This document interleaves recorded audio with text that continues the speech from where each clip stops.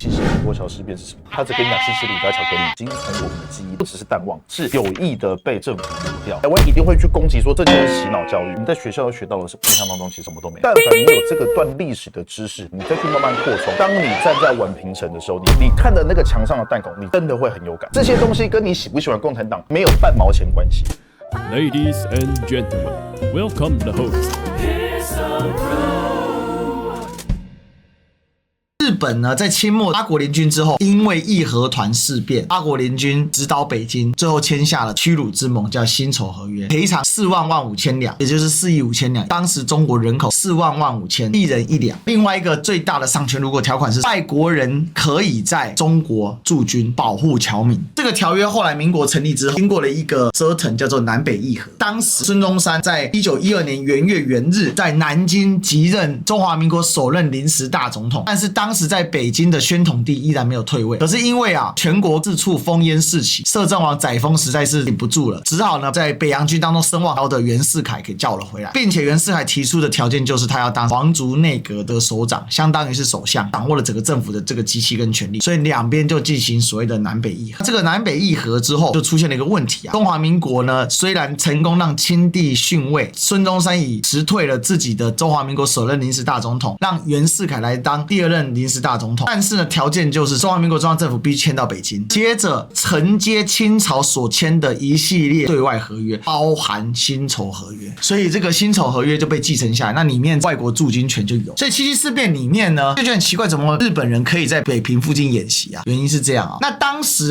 驻扎在北平第29军是负责在北平西南的宛平县，今天北京市丰台区那里有一座卢沟桥主要就是那附近屯军但是因为军队是不会进城的，中国到处都是古城墙嘛，宛平城附近有一座叫做卢沟桥，然后当时他们在进行夜间军事演习，结果日本有士兵失踪了。不过跟你讲，这失踪是真的，这个日本士兵被人家斩首了。这个故事是厉正杰将军告诉我的。当年他的下辖这个卢沟桥前线的团长叫做吉星文，七七事变当中呢，下令开枪还击打第一枪的团长。这吉星文就是后来823炮战金门防卫部副司令官吉星文将军，后来在823炮战当中殉职。吉星文跟他的父辈这个很有交情，所以就把这个故事偷偷透露给他们的父辈。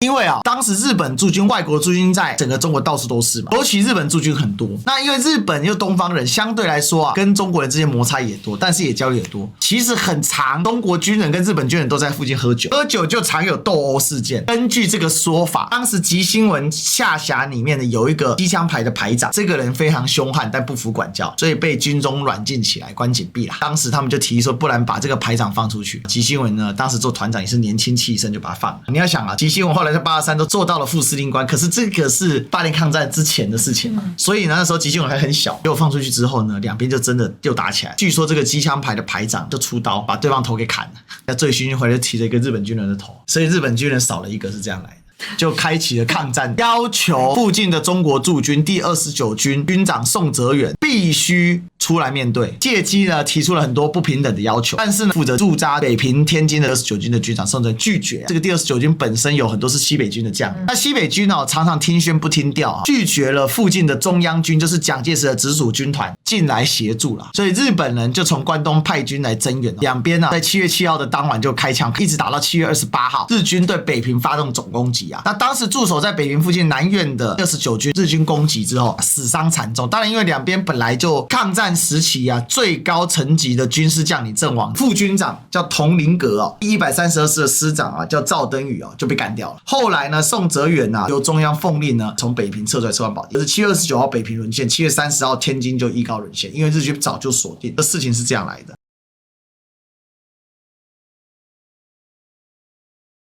就后来29军扩编成第一军团，29军下辖就开分了很多主力师团包含像是比较有名的张自忠将军的第35师扩编成第59军。这个北平上元楼跟张自忠将军有很深的关系。当时是这样张自忠将军呢后来他留下来殿后，奉命留守北平跟日军做周旋，来掩护其他军部的撤退。张自忠呢甚至跟日军谈到说会参加日军在北平城的升旗典礼，结果天还没有亮，张自忠看各部已经撤差不多了，换成民装就逃跑了。但是张之洞当时做这件事情被人臭骂爆，当时的媒体全部都在骂他，说他是汉奸。后来经过天津、青岛，到了南京去跟蒋介石请罪。这个蒋介石其实是知道他的状况，就让他出任第59军的军长。这个老蒋是亲自给他保荐后来负责知名的台儿庄战役当时呢，台儿庄的门户就是临沂临沂在这个山东这里这就是临沂。他在临沂呢，跟一个人，这个人叫做庞炳勋，是西北军的老军头两个人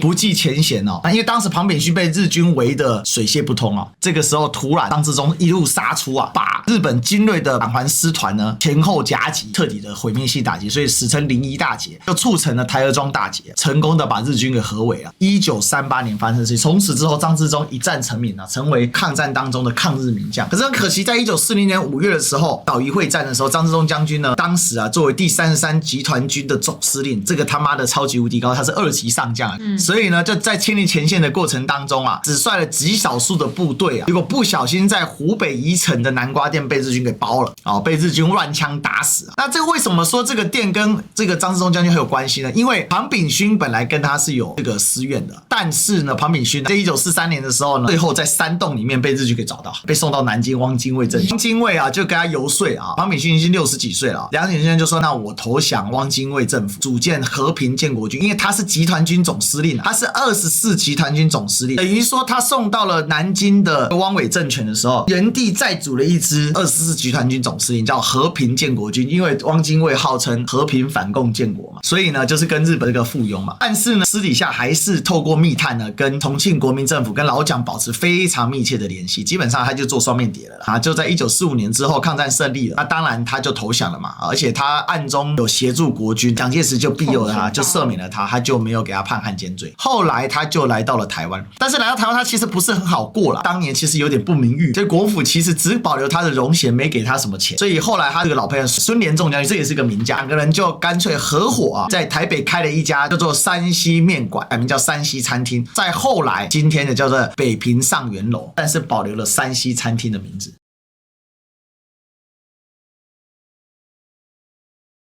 日本从未对中国宣战，日本派兵占领中国各地，杀死数以百万计的中国人。如果这不是战争，我倒要问问，什么是战争？这是东京审判中中国检察官向哲俊对日方未宣战即非战争这一诡辩的驳斥。日方死咬未宣战说法，企图将侵华战争狡辩为局部冲突。像这样荒唐言论还有很多。卢沟桥事变，日本发动全面侵华战争，这是东京审判反和平罪核心指控之一。为逃脱罪责，日方在法庭上编造了层层谎言。1946年7月22日，前北平市长秦德纯就卢沟桥事变出庭作证，辩方律师却搬出辛丑条约，声称日军在华北的驻兵和演习均属合法范围。八国联军之后，辛丑合约对中国的伤害非常巨大。如果说甲午战争后的马关条约是中国至暗时刻，辛丑合约就是至暗中的至暗时刻，不需要通知中方。日方所谓的条约权利，从一开始就是侵略的遮羞布。2周后，前宛平县县长王冷斋作为检方证人出庭。卢沟桥事变的起因是日军擅自在中国疆土演习，自我任职到卢沟桥事变爆发，日本的演习不下6次。在卢沟桥的战斗，难道不是由中国军大刀队率先发起的吗？我们在宛平城及其邻近区域并无重型大炮，而日军正用重型大炮攻城，我们被迫应战。大刀队是去收复龙王庙。明明已同意停战谈判，中方为何继续作战？我5点给了日方停战答复，日方在6点炮轰城池，我方难道坐以待毙吗？日方炮轰在先，中方反击在后，谁在侵略，谁在自卫，时间线清清楚楚。所谓中方挑起战斗，不过是倒打一耙的狡辩。当日军指挥官出庭，声称华北驻屯军的方针是改善中日关系，2位检察官的质问一针见血。你的证词写着6月底之后，部队每天晚上都在高强度训练，这就是你说的改善中日关系。你们知道这样的演习会让老百姓紧张，引起社会担忧，为何还要1意孤行？那在日本本土，你们也是这样每晚军事演习吗？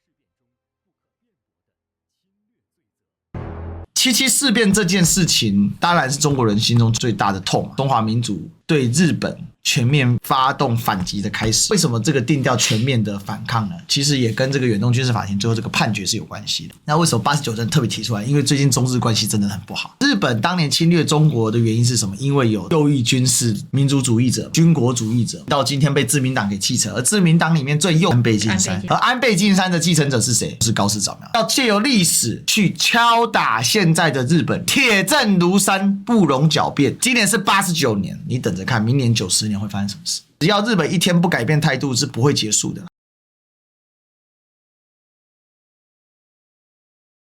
大陆方面呢，其实在7月6号的时候，透过潜舰发射洲际弹道飞弹搭载核弹头，目标很明显嘛，它是飞过菲律宾的东侧外海，落在了诺罗的西南侧，明显的是在做一些威慑吧。这个威慑对象肯定就是美国。日本跳出来说，这两岸其实在7·7事变上是有温差的。对岸的7·7事变讲得非常的清楚，因为他们对日本的这个侵略他是不能接受。那日本到现在到底有没有这个针对历史来做道歉这件事情，非常明确的。还有一个就是7·7事变过去几年，其实在大陆的纪念色彩里被另外一个问题给冲淡了，到底抗战是8年抗战还是14年抗战？因为1930年9·18事变，对岸其实有很大的老百姓就是责怪国家领导人蒋介石不抵抗。1931年东北抗联成立，开始对抗日本的侵略，所以呢就把1931年定义为抗战第1年。所以从1931年到1945年，所以过14年，所谓的14年抗战。在宛平附近不断的军演，后来在东京的世纪大审的时候，就是针对日本主动发动侵略，东京大审就判决在7·7事变当中主动侵略中国，中国只是进行自卫。所以为什么一般把抗战从7·7事变开始定义？有一个部分是因为基于这个东京大审的一个逻辑，这个是由历史文件所建构。过去逢5逢10会做大纪念，对于7·7事变抗战的时间节点认知的不同。其实大陆过去对于7·7事变的重视程度，尤其近几年呢，也有其他的抗日的事件来得高，比如说南京大屠杀的问题，这次重视了。第二个是台湾这边的一个呼应，7·7事变其实很长时间在台湾已经快要消失了。那我觉得看到黄复兴这样子，我觉得非常有历史意义。我自己在北京念书的时候，卢沟桥我去过3次，这就是卢沟桥。最让我觉得开心的一件事情是，你就活在历史当中。宛平城到那边的时候，其实还可以看到旧城的城门，上面还有弹孔。那卢沟桥其实它这个石桥旁边还有一个铁桥，所以卢沟桥是有2个，石桥跟铁桥。铁桥是通火车的。那现在那个地方叫丰台，为什么有卢沟桥？当时日军在那边，整个北京城对外的交通要道，最重要往南方走的地方就是从丰台这个地方出去。西边要进来的走通州，以前叫通县，整个北京的西北方通通没办法走，全部都是山。为什么现在解放军坦克部队都藏在石景山那个地方？因为在西边，西边有很多的山。当时要进北京城，就是从宛平城这边进来。当时日军就是在桥的对岸。以一个台湾人来说，要到北京，你还要专程去7·7卢沟桥，其实没有那么容易。因为卢沟桥在台湾人心目中确实已经从我们的记忆当中被抹去，除非你真的是很热爱这段历史，不只是淡忘，是有意的被政府抹掉。我们在学校学到的是，我印象当中其实好像什么都没有。现在的宛平城，其实它最重要，除了卢沟桥的遗迹以外，最重要的是反法西斯战争纪念馆也在那个地方。它其实把重要的历史博物馆跟重要的遗迹放在一起，就是以他们有心看完了遗迹，你再回来看他们的这种叙事，再把很多文物放在里面，你会很有感。台湾一定会去攻击说这就是爱国教育，这就是洗脑教育。但是我从我的角度来看，如果你今天是有自己已经先找好资料、做好功课，你进去看，你还是能看到很多很珍贵的东西，而且你会更深刻的了解当时发生什么事情。那个是台湾看不到的。你心中住着这样的灵魂，当你站在宛平城的时候，你看着卢沟桥，你看着那个墙上的弹孔，你真的会很有感。所以我才说了，这些东西跟你喜不喜欢共产党没有半毛钱关系，跟你喜不喜欢对岸的政权治理方式没有半毛钱关系。那些东西也不是共产党留下来的，也不是共产党盖的。所以我要说的是，又有多少台湾人能够到那个地方去？而且我说了，去了1次还不够，还要去第2次，还要去第3次。所以很悲哀的事情是，我们在台湾先天不足的地方，建筑不在我们这个地方，古迹不在我们这个地方，那我们应该怎么样？不是有一句话，之前赖清德讲过，黄埔的精神在哪里，黄埔就在哪里；抗战的精神在哪里，抗战就在哪里。那一样，7·7卢沟桥的精神在哪里，卢沟桥就在哪里。有这么难吗？国家不能带头祭祀吗？7·7卢沟桥作为全面抗战的起点，那是国民党的主轴论述，那是我们的论述方法。因为从片面抗战转为全面抗战，就是从7·7卢沟桥开始嘛。你从整个抗战的历史来说，其实7·7卢沟桥事变根本就不足为道，其实是一个很小很小很小很小的事情，那你把它放得很大，所以你不管从什么角度切入，但凡你有这个段历史的知识，你再去慢慢扩充，台湾政府应该做什么？我们现在执政党应该做什么？有哪一个政府官员，有哪一个民进党的人站出来说昨天是7.7？有谁提到7.7卢沟桥事变？没有，没有。我觉得这个就是我们要去反省，而且是国民党要去反省，为什么让我们的国家在民进党执政之下变成这个样子？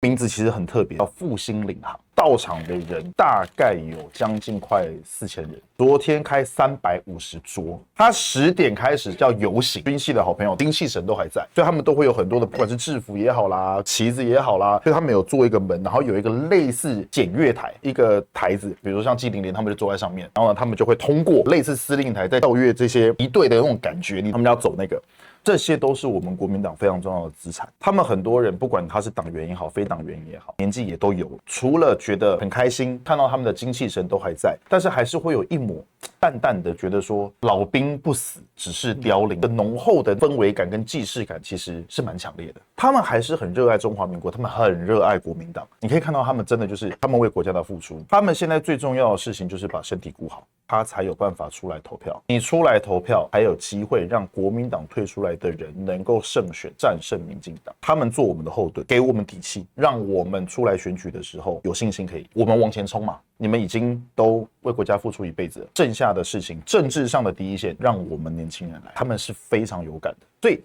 昨天的那个场合，反对的人会说叫黄复兴的复辟，支持的人会说这个黄复兴军中的力量势必要再回来。不管怎么样，我觉得昨天更像是一个誓师大会，更像是一个国民党的军系闷太久了，更像是一个他们对于现况不满的大集结。他们其实对于未来，尤其是因为郑丽文主席有到，对他的慷慨激昂的演讲，我觉得昨天的氛围非常好。主席的发言当然紧扣7.7卢沟桥事变。最重要的事情是，让我们所有军系的朋友，你是热爱中华民国，你为中华民国服务过，对于现况不满的，对于民进党觉得很可恶、很讨厌的那一群人，所以昨天那个场合，大家都有全部的重新燃起，他们的热情已经很久没有被点燃。然后再来就是，我昨天发现一个很特别的情况是，你知道国民党像我们这样子非军系出身的或非军系支持的人，要打进去很困难，他们要认识你很困难。但我昨天我走过的80几桌，每一个人都认识我，因为我们之前做的事情是符合他们认为年轻人就要这样，因为他们是军人嘛。40年前这一些人都是血气方刚，而且都是热爱国家的年轻人他们现在已经50几、60几、70几。我们的行为，他们希望的是国民党年轻人一定要有战斗力，而且这个战斗力，很多人跟我讲一句话：不要再跟他们废话了，不要再跟民进党废话了，你讲道理是没有用的啦。这完全符合我的性格嘛，也是符合我的风格。所以其实昨天我这样下去之后，我都跟他们讲，我说你们就好好照顾好身体，剩下的事情让我们年轻人来做。你们就只要关心国民党，关心中华民国，关心我们在节目上面，在我们所有言论需要我们表达什么，我们一定会站出来。如果国民党未来有这样的能力，我认为重大的节日，比如说抗战纪念，比如说7.7我们不一定是每年的7.7或怎么样，但是我认为昨天那个场合在未来，只要国民党有能力，都应该要办。你讲到这个历史，就蛮感叹的，就是说这么几年，民进党就把台湾很多历史的东西都丢光了。卢沟桥事变里面，其实最主要的是，接着日军本来就已经准备要侵华了，只是刚好那个当下发生了士兵失踪的事情，我以借这个借口，然后来对中国进行全面的侵略。国民党这次可以扩大规模来举办是非常好，而且也可以创造一个两岸的良心善意。当此时刻，其实中日之间的摩擦正在加剧，而国民党如果要聪明一点，台湾如果要聪明一点，就是不要去碰中日之间的冲突，你就做好你自己就好。那什么叫做好你自己呢？就是对历史有一个基本的敬意，这事情就结束了。